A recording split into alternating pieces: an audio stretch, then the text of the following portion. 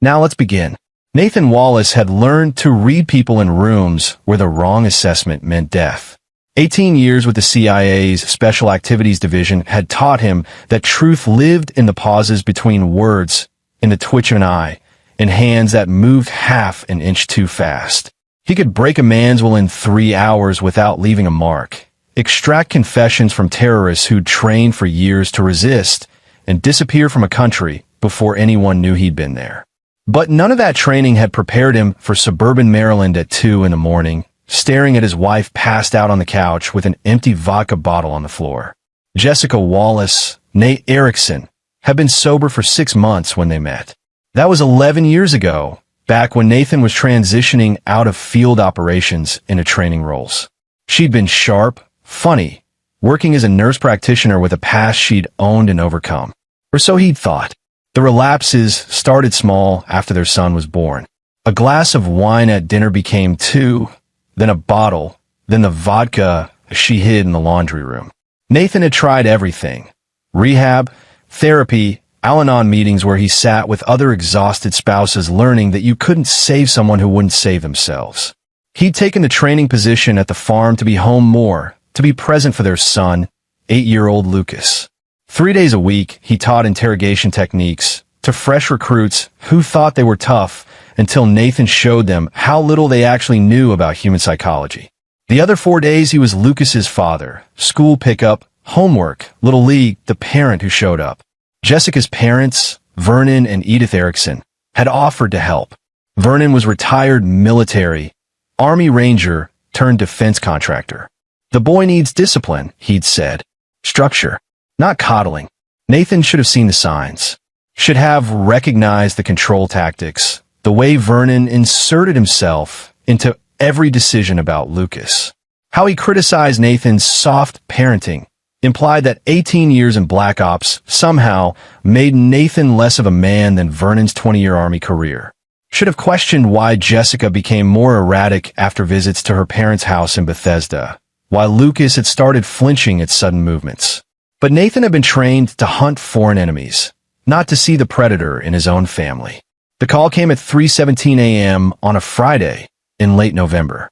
Nathan had fallen asleep in Lucas's room after reading to him, something he'd been doing more often as Jessica's drinking worsened. His encrypted phone buzzed. The civilian one stayed in the kitchen. He didn't recognize the number. Mr. Wallace? A woman's voice, older, shaking slightly. This is Patty Hutchinson. I live 2 doors down from the Ericksons on Maple Drive. Nathan was already standing, his body responding before his mind caught up. What happened? Your son is in Vernon's backyard. Jesus Christ, he's tied to a tree. I saw him from my window. I couldn't sleep. I was getting water, and I saw something moving out there. I got my husband binoculars and... Her voice cracked. That sweet boy has been out there for hours. It's 38 degrees, Mr. Wallace. I called 911, but Vernon knows the police chief, and I thought you should know. Nathan was moving, grabbing his keys, his jacket, checking his Glock out of habit. Did you see my wife? Through the window. She's inside with Vernon and Edith. Drinking. Laughing. The drive from his house in Arlington to Bethesda normally took 35 minutes. Nathan made it in 18, hitting 90 on the empty highways, every tactical driving technique he'd learned deployed on civilian roads. His mind was eerily calm, locked into the operational mode that had kept him alive in Syria, Yemen, Pakistan. Emotions were data to be filed away. Fear was tactical information. Rage was fuel to be controlled and directed. He'd killed men for his country. 3 that he'd admitted to Jessica in a moment of weakness, trying to make her understand why he sometimes woke up staring at the ceiling. The real number was higher. Each one justified, sanctioned, necessary. Each one a choice he'd made and lived with because someone had to do the ugly work that kept the homeland safe. This was different. This was his son.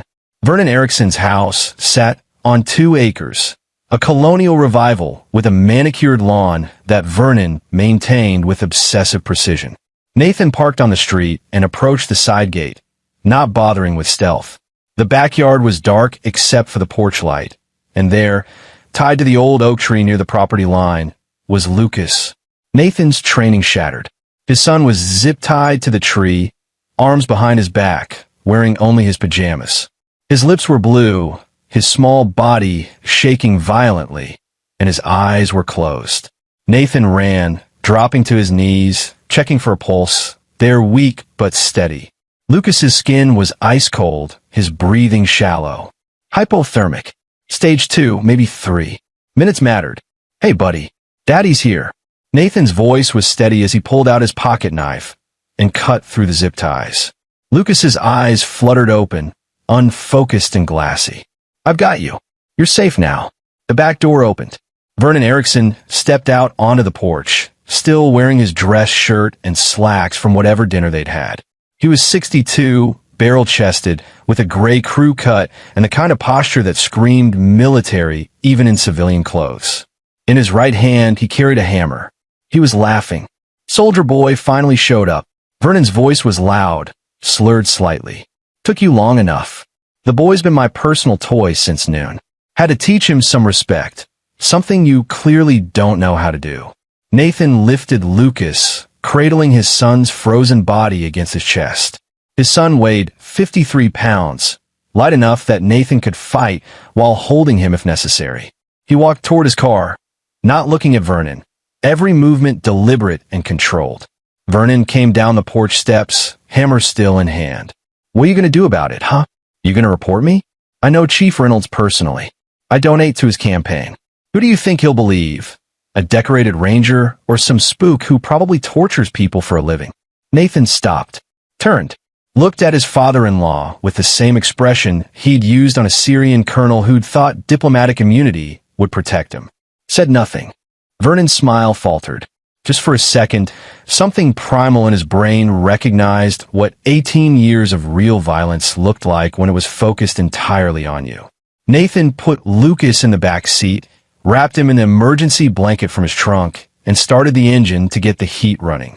He called 911, gave him his location, said his son needed immediate medical attention for hypothermia. Then he went back inside the house.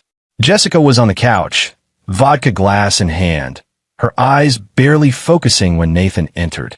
Edith sat in the armchair, knitting needles clicking away like nothing was happening. The television played some late-night talk show. We're done, Nathan said to his wife. Pack what you need or don't. Lucas and I are leaving, and you're not coming with us. Jessica's laugh was bitter and broken. You can't just take my son. Watch me. Nathan looked at Edith, then back at Jessica. Your father tortured our child for 9 hours. You sat here drinking while it happened. So yeah, I can absolutely take him. And if you try to stop me, I'll make sure every judge in Maryland knows exactly what kind of mother you are. He carried Lucas out before Jessica could respond. The ambulance arrived as he was pulling out of the driveway. Nathan flagged them down, gave them precise medical information. Core temperature likely between 89 to 92 degrees, exposed for approximately 9 hours. Conscious but unresponsive, no obvious physical injuries beyond restraint marks. The paramedics looked at him strangely, asked how he knew all that. He told them he had medical training and followed them to suburban hospital. Lucas spent 4 hours in the ER. No permanent damage, the doctor said, but it had been close. Another hour and they'd be talking about amputation, organ failure. Nathan sat in the plastic chair next to his son's bed, holding the small hand that was finally warming up, and made a list in his head. What Vernon had done, what Jessica had enabled, what needed to happen next. He'd learned interrogation from a man named Aaron Morse, a legend in the community who'd broken enemy agents across 4 decades and 3 continents. Morse's first lesson: everyone has a pressure point. The trick isn't finding it. It's understanding the entire architecture of their life well enough to know which support beam to remove so everything collapses at once. Nathan pulled out his phone and started making calls. The lawyer's name was Mark Riddle, a family law specialist who'd handled messy divorces for federal employees. Nathan met him at a coffee shop in DuPont Circle while Lucas slept under the watch of a nurse Nathan knew from his agency medical evaluations. Riddle was 50, gray-haired, with the sharp eyes of someone who'd seen every dirty trick and learned to counter them all. Emergency custody order, Nathan said, sliding a folder across the table. Medical report from last night. Photos I took of the restraint marks. Statement from a neighbor who called me. I want full custody, supervised visitation only for the mother, and a restraining order against Vernon Erickson. Riddle scanned the documents, his expression darkening. This is child abuse. Criminal charges should be filed. They should be. They won't be. Vernon donates to the Bethesda Police Chief's campaigns. He's got connections in the county prosecutor's office. Nathan's voice was flat, factual. I need the legal framework in place first. Then I'll handle the rest. Mr. Wallace, I have to advise you that I'm not going to do anything illegal, Nathan lied smoothly. I'm going to use the system. I just need to make sure my son is protected while I do it. Riddle studied him for a long moment. You were CIA. I trained interrogators. I never laid a hand on anyone who wasn't an active enemy combatant. That part was true, but I know how systems work, how organizations protect themselves, how to document everything and make sure the truth comes out. The lawyer nodded slowly. I can have the emergency order filed by Monday morning. Given the medical evidence and witness statement, we'll get it.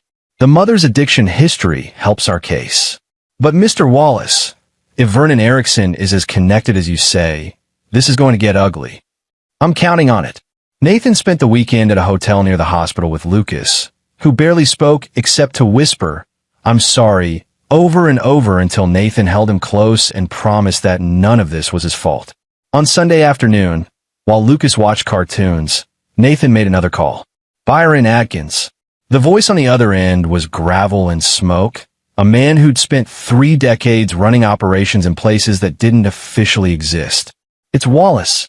I need a favor. Silence. Then, you haven't called me since you retired from active. Must be bad. My son was tortured by my father-in-law. I need background. Everything. The man was Army Rangers, then worked as a defense contractor. Vernon Erickson, 62, Bethesda address. More silence. Byron Atkins was Nathan's first handler, the man who'd recruited him out of Army intelligence and shaped him into an operator. He understood what this kind of call meant. How deep do you want me to dig? Bottom of the ocean.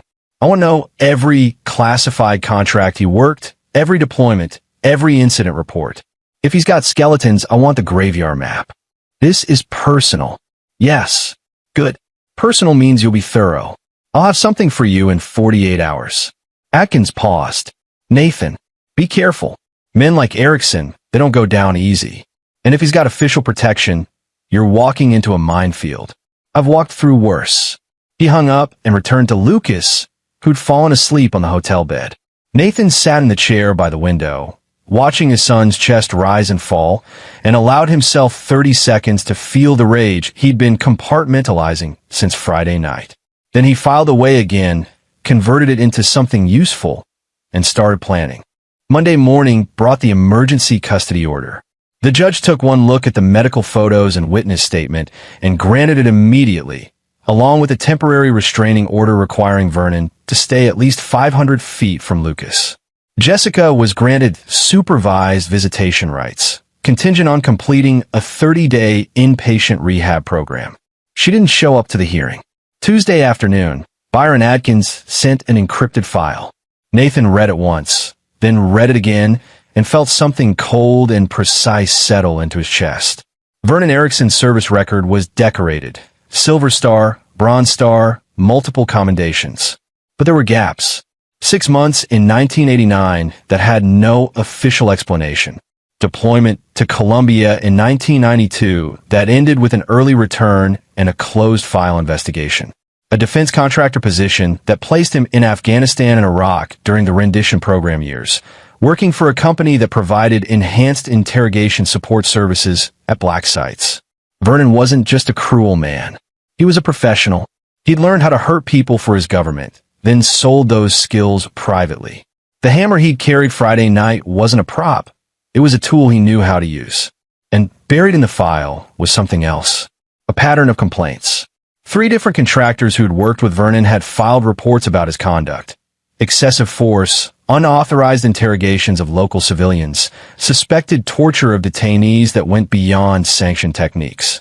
All 3 reports had been buried by Vernon's corporate employers, classified, as internal matters. All three men who'd filed the complaints had died within 2 years. One in combat, one in a training accident, one from apparent suicide. Nathan closed the file and sat in the darkness of his Arlington apartment. He'd moved out permanently, taken a place near Lucas's school. His son was asleep in the bedroom. Outside, the city hummed with normal life. People going to work, having dinner, living in the comfortable ignorance that Nathan had spent his career protecting. He pulled out a burner phone he'd bought with cash and made a call to a number he'd memorized but never used. Yeah.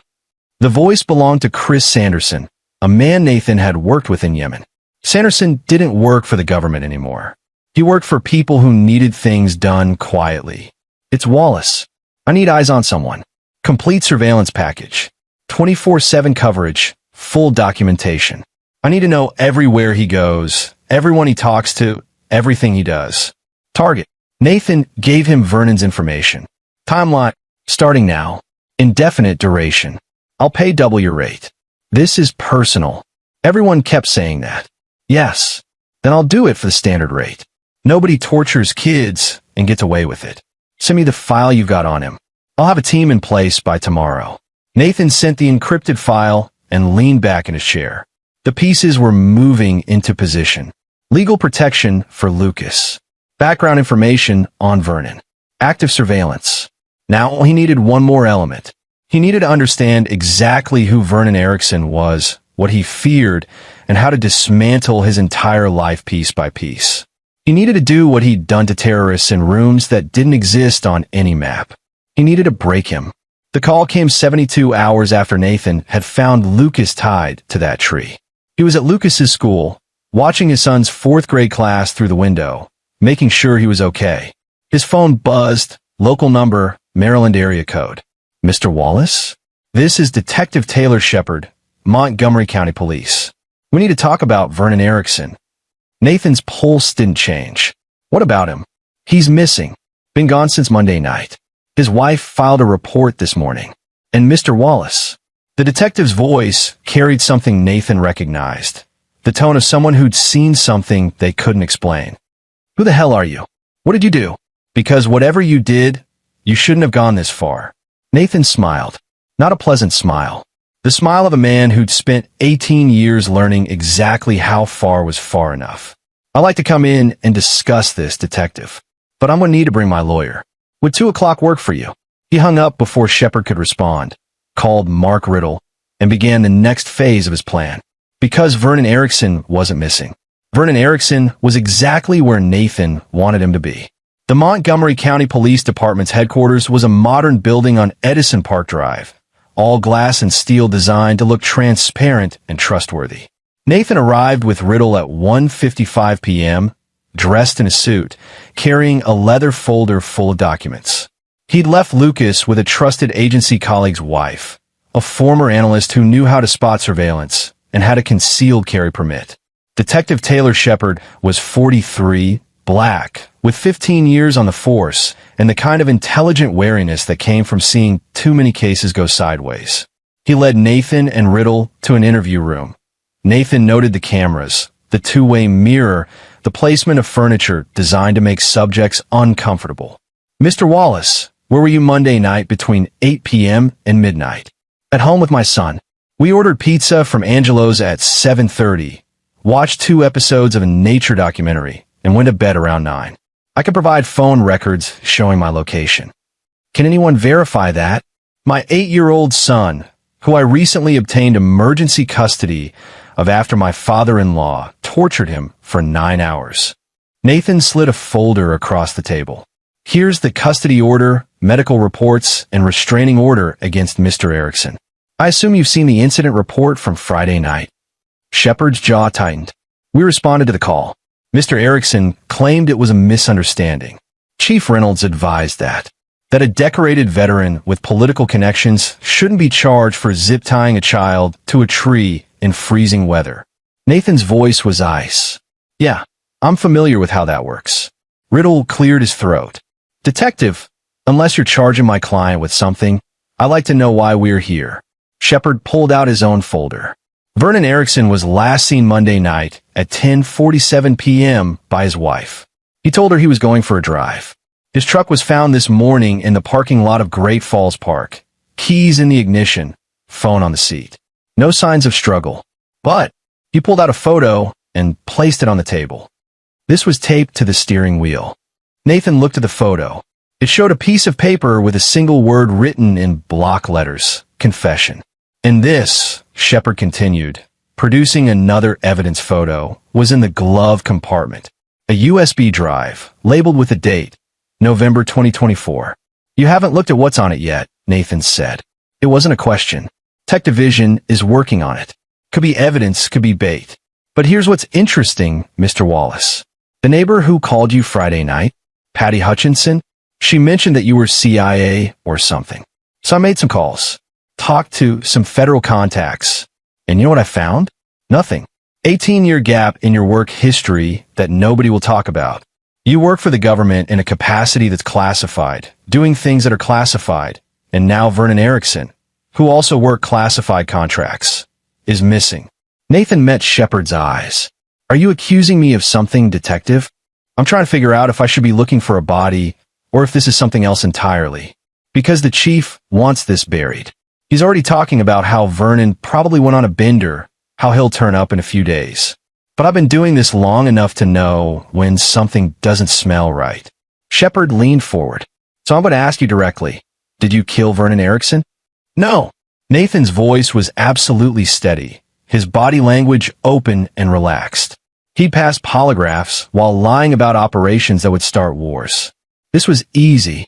I did not kill Vernon Erickson. Do you know where he is? No, I don't know where he is. Also technically true. Shepard studied him for a long moment. But you know what happened to him? Nathan smiled slightly. I know that men who torture children tend to make enemies.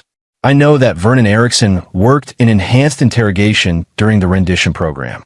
I know that he had connections to some very dark corners of the defense contracting world. And I know that sometimes, detective, the things we do in the shadows come back for us. That sounds like a threat. It's an observation. My father-in-law hurt my son. I obtained legal custody, filed a restraining order, and I'm protecting my child through the appropriate channels. If something happened to Vernon Erickson, it's probably related to his past catching up with him. Nathan stood. Now, unless you're charging me with something, my lawyer and I have a meeting with Child Protective Services about finalizing my son's custody arrangement. Shepard didn't stop them from leaving. As they walked out to the parking lot, Riddle turned to Nathan. Please tell me you didn't actually do anything to that man. I didn't kill him. I didn't kidnap him. I didn't lay a hand on him. Nathan unlocked his car. Everything I told that detective was the truth. That's not the same as telling him everything. No, Nathan agreed. It's not. He drove back to Arlington, picked up Lucas from the safe house, and took his son to the park. They got ice cream even though it was cold outside, and Nathan pushed Lucas on the swings until the boy was laughing. Actual, genuine laughter, the first Nathan had heard since Friday night. His phone buzzed with a text from Chris Sanderson. Package delivered. Subject responsive. Proceeding with phase 2. Nathan deleted the message and watched his son play on the jungle gym, surrounded by other kids whose biggest worry was whether they'd get nuggets or pizza for dinner. Normal kids with normal problems. Lucas deserved that. Lucas deserved a childhood where monsters couldn't hurt him. And Nathan would make sure he got it, no matter what it cost. The USB drive made the news by Thursday morning. Detective Shepard had fought to keep it under wraps, but someone in the department leaked it to the Washington Post. The contents were explosive. Video footage from Afghanistan, 2007, showing Vernon Erickson and 3 other contractors interrogating a local civilian. The techniques went far beyond anything sanctioned, even in the loosest interpretations of enhanced interrogation protocols. The civilian died on camera. More files followed. Documents showing Vernon had been selling interrogation techniques to private clients, foreign governments, cartels, anyone willing to pay. Bank records showing millions in offshore accounts. Photos of Vernon with known human rights violators.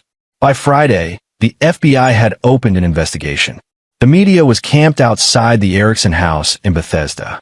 Edith Erickson appeared on the news, crying, claiming her husband was a patriot being persecuted, and Vernon was still missing. Nathan watched the news coverage from his apartment while Lucas did homework at the kitchen table. His phone rang. Byron Atkins. "You're playing a dangerous game," Atkins said without preamble. "I know the drive didn't come from Great Falls Park. I know someone compiled that evidence and planted it. And I know you're good enough to cover your tracks. I don't know what you're talking about. Nathan, I trained you. I know exactly what you're capable of." A pause. "Is he alive?" I told Detective Shepard the truth. "I didn't kill Vernon Erickson. That's not what I asked." Nathan watched Lucas carefully writing out his math problems, his son's hands steady now, the trembling finally gone. "Vernon Erickson hurt my son. Everything that happens to him after that is just consequences. The FBI is going to dig. They're going to find things. They're going to find exactly what I want them to find. Evidence of war crimes, human rights violations, connections to illegal interrogation programs. They're going to find a man who spent 20 years hurting people and getting away with it." Nathan's voice was soft, controlled. "They're not going to find me." Atkins was quiet for a long moment. "How long are you going to keep him?" "As long as it takes." "For what?" "For him to understand what he did. Really understand it. For him to confess everything. And for him to know that he's powerless to stop any of it." Nathan smiled without humor. "I learned from the best, Byron. You taught me that breaking someone isn't about pain. It's about taking away their control, their identity, their hope. It's about making them see themselves clearly for the first time. Jesus, Nathan, you taught me interrogation techniques designed to break enemy combatants. Vernon tortured my 8-year-old son for 9 hours because he thought it was funny. What did you think I was going to do? Let the justice system give him a slap on the wrist while his police chief buddy made it all go away?" Atkins sighed. "Just be careful. And when this is over, we never had this conversation." "What conversation?" The line went dead. Nathan put his phone away and helped Lucas with his homework, explaining fractions with the patience of a man who had all the time in the world. Because 3 miles away, in a location that would never be found, Vernon Erickson was learning what it felt like to be completely powerless. The place was an old CIA safe house that officially didn't exist anymore. It had been decommissioned in 2019, removed from all records, scheduled for demolition that kept getting delayed by bureaucratic red tape. Nathan had learned about it from Aaron Morse, his old instructor, who'd kept a list of forgotten agency properties for emergencies. The basement had been designed for exactly one purpose: holding subjects who couldn't be held anywhere official. Soundproofed walls, reinforced door, environmental controls, surveillance systems. Everything Nathan needed. Vernon had been there since Monday night. Chris Sanderson's team had grabbed him during his drive. A simple intercept, sedation, transport. Vernon had woken up in the basement, chained to a support beam, with no idea where he was or how long he'd been unconscious. Nathan visited him Wednesday night after putting Lucas to bed. Vernon was trying to maintain his Ranger toughness, but 3 days of isolation had already started the erosion process. No food, limited water, no human contact, irregular lighting that prevented sleep. Classic stress conditioning. "You can't do this," Vernon said when Nathan entered, his voice hoarse. "You're a federal employee. This is illegal. I'll have your ass in prison." "You're right. This is illegal." Nathan pulled up a chair and sat just outside Vernon's reach. Kidnapping, unlawful imprisonment, probably a dozen other charges. "But here's the thing, Vernon. Nobody knows you're here. Your wife thinks you ran away because the FBI was closing in. The police think you fled the country. And all that evidence that surfaced? It's real. Every document, every photo, every video. You actually did all those things." Vernon's face went pale. "How did you?" "I know how to find information. I know how to compile evidence. And I know how to make sure it ends up in the right hands at the right time." Nathan leaned forward. "You wanted to know what I was going to do? This is what I'm going to do. I'm going to keep you here. I'm going to document everything you've ever done wrong. Every crime, every abuse, every moment of cruelty. And I'm going to make sure the world knows exactly who Vernon Erickson really is. You can't prove I tortured Lucas. Medical records, witness statement, photos, and more importantly, I don't need to prove it in court. I just need people to believe it." Nathan's smile was cold. How many people do you think will stand by you once they see those Afghanistan videos? Once they read about the money you made selling torture techniques to cartels? Vernon lunged against his chains, face twisted with rage. I'll kill you. When I get out of here, you're not getting out. Not unless I decide to let you out. And right now, I don't see a reason to do that. Nathan stood. You tie my son to a tree for 9 hours in freezing weather because you thought it was funny. You wanted to show me how powerless I was. So now I'm going to show you the same thing. Welcome to the rest of your life, Vernon. He left Vernon screaming threats into the soundproof darkness. Over the next week, Nathan established a routine. Days with Lucas, school, homework, therapy sessions with a trauma specialist, slowly rebuilding his son's sense of safety. Nights at the safe house, breaking down Vernon's psychological defenses piece by piece. He didn't torture Vernon. Didn't need to. He used the same techniques he'd perfected on enemy combatants. Isolation, sleep deprivation, environmental manipulation, recorded confessions played on loop. He made Vernon listen to his own voice describing the things he'd done in Afghanistan.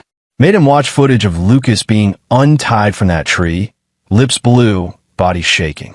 You did this, Nathan said calmly, every night. You're the monster. And everyone knows it now. By the second week, Vernon was begging, offering money, information, anything to be let go. Nathan recorded it all, added it to the file, and kept going. The FBI investigation expanded. They found the offshore accounts, the illegal contracts, connections to 3 unsolved murders. Detective Shepard kept calling Nathan for interviews, but Riddle handled them. Nathan remained clean, cooperative, properly outraged that his father-in-law had been such a monster. Jessica checked into rehab after the news broke. The shame of being associated with Vernon, the realization of what she'd enabled, finally broke through her denial. She sent Nathan a letter apologizing, asking if she could see Lucas when she got out. He filed it away without responding. Edith Erickson filed a missing persons report that went nowhere. The FBI seized her house, her accounts, everything connected to Vernon's criminal enterprise. She ended up living with her sister, giving interviews about how her husband had been a good man, a patriot, how this was all a conspiracy. Nobody believed her. 3 weeks after Vernon disappeared, Nathan made his final visit to the safe house. Vernon had deteriorated significantly. 40 pounds lighter, beard grown wild, eyes hollow. The psychological breakdown was complete. He confessed to everything on camera. The abuse of Lucas, the murders in Afghanistan, the illegal contracts, even the 3 contractors who'd threatened to expose him. Nathan sat down in his usual chair and looked at the broken man in front of him. I'm going to give you a choice, he said quietly. Option 1, you stay here. I keep you alive, keep documenting your confessions, and slowly leak them to the authorities over the next few years. You become a case study in war crimes and child abuse. Your name becomes synonymous with evil. Vernon's voice was barely a whisper. What's option 2? You write a full confession. Everything, every crime, every victim, every dollar you made from hurting people. You sign it, I record it, and then... Nathan paused. Then I'll let you go. You'll let me go? I'll drop you a hospital. Make sure you get medical attention. What happens after that? Whether the FBI arrests you, whether you go to trial, whether you spend the rest of your life in prison, that's not my problem anymore. Nathan pulled out a legal pad and pen. But Lucas will be safe. The world will know what you are. And you'll have to live with the consequences of your choices. Vernon stared at the pad for a long time. Then, with shaking hands, he started writing. It took 6 hours. Every detail, every name, every account number. When he finished, Nathan recorded a video confession where Vernon stated he was acting of his own free will, that he wanted to clear his conscience, that he deserved punishment for what he'd done. Then Nathan kept his word. He sedated Vernon, called Chris Sanderson's team, and had him dropped outside Johns Hopkins Hospital with a signed confession in his pocket and the video file sent anonymously to the FBI. By morning, Vernon Erickson was in federal custody, facing charges that would put him away for the rest of his life. The media ran nonstop coverage. His military honors were revoked. His name became a cautionary tale. And Nathan went home to Lucas, who was sleeping peacefully in his room, finally safe. The trial took 8 months. Nathan attended every day, sitting in the gallery with Lucas beside him, letting his son see that monsters could be held accountable. Vernon's defense tried to claim the confession was coerced, that he'd been kidnapped and tortured. But the FBI's investigation had independently verified everything he'd confessed to. The evidence was overwhelming. Vernon got life, without parole, 3 consecutive life sentences, actually for the murders in Afghanistan, the illegal arms deals, and a laundry list of other federal crimes. The child abuse charges were handled in state court, another 20 years to be served concurrently. Edith died of a heart attack 2 months into the trial. The stress, the doctors said, though Nathan suspected it was the weight of finally understanding who she'd been married to. Jessica completed rehab and fought for visitation rights. Nathan agreed to supervised visits, watching carefully as mother and son slowly rebuilt their relationship. She was sober, genuinely sober this time, and the shame of what had happened had changed something fundamental in her. She'd never be the mother Lucas needed full-time, but she could be part of his life in a healthy way. Detective Shepard cornered Nathan outside the courthouse after the sentencing. "I know you did something," Shepard said quietly. "I know Vernon didn't just run away and have a sudden crisis of conscience. But I can't prove it, and honestly..." He looked at the courthouse doors, where Vernon had been led away in chains. "I'm not sure I want to. That man hurt a lot of people. He deserved worse than prison." "Justice comes in many forms," Nathan said. "Sometimes the system works. Sometimes it needs help. Just tell me one thing. Is he the only one?" Nathan thought about the 3 contractors who died after reporting Vernon, about the civilian who died on that Afghanistan video, about all the other victims whose names were buried in classified files. "He's the only one I had a personal interest in," Nathan said carefully. Shepard nodded slowly. "Fair enough. Take care of your kid, Wallace. He's been through enough." "That's the plan." Nathan went home and made dinner, Lucas's favorite, spaghetti with meatballs. They ate together, talked about school, about the baseball season starting up, about normal things that normal families discussed. Lucas was still in therapy, still working through the trauma, but he was healing. He smiled more. The nightmares were getting less frequent. After Lucas went to bed, Nathan sat on his balcony and called Byron Atkins one last time. "It's over," he said simply. "I saw the news. Life without parole. Hell of an outcome. He earned it. Nathan, what you did, the kidnapping, the interrogation, the psychological breakdown, that was necessary. You taught me that sometimes you have to operate outside the rules to accomplish the mission. This was my mission, protecting my son and making sure the man who hurt him could never hurt anyone else. You could have gone to prison if you'd been caught, but I wasn't caught, because I'm good at what I do. You made sure of that." Nathan watched the lights of Arlington spread out below him. Vernon Erickson thought he was untouchable. He thought his connections and his reputation would protect him. He thought he could torture a child and laugh about it. I proved him wrong. Atkins was quiet for a moment. "Lucas is lucky to have you. I'm lucky to have him. He's the reason I got out of operations, the reason I'm trying to build a normal life. And I'll do whatever it takes to keep him safe. Just be careful with that mindset. The things we do in the dark have a way of following us home." "I know, but this was worth it." Nathan paused. "Thank you for the help, for the information, the resources, all of it. You earned those favors a dozen times over. Just don't ask for any more. I'm retired, and I'd like to stay that way." They said goodbye, and Nathan deleted Atkins' number from his phone, along with Chris Anderson's and every other connection to what he'd done. The safe house will be demolished in 3 months as scheduled. The documentation of Vernon's confessions had been turned over to the FBI. The money trail led nowhere. He'd been thorough, he'd been careful, and he'd won. 6 months later, Lucas hit his first Little League home run. Nathan cheered from the stands, took photos, bought ice cream to celebrate. They went to the park afterward, and Lucas climbed the jungle gym while Nathan watched from a bench. A woman sat down beside him. Patty Hutchinson, the neighbor who'd called that night. "I wanted to thank you," she said quietly, "for what you did, for making sure that monster couldn't hurt anyone else. The justice system worked, Nathan said neutrally. No, you worked. I saw the news. I read about the trial. All that evidence that mysteriously appeared, the confession that came out of nowhere. Vernon Erickson didn't have a come-to-Jesus moment. Someone made him confess. She looked at him directly, and I'm glad they did. What he did to Lucas, that boy deserves to be safe. Nathan watched his son laughing, playing, being a normal kid. Yes, he does. I won't say anything. To anyone. Whatever happened, however it happened, it's over now. Patty stood up. Your son is lucky to have you. She walked away, leaving Nathan alone with his thoughts. He crossed lines, broken laws, done things that, if discovered, would destroy his career and put him in prison for decades. But Lucas was safe. Vernon would die in prison, and the world was a slightly better place with one less monster in it. In the end, that was all that mattered. Nathan called Lucas over, and they walked home together through the spring sunshine, father and son, the shadows of that November night finally beginning to fade. The hammer Vernon had carried that night sat in an evidence locker somewhere, tagged and cataloged and forgotten.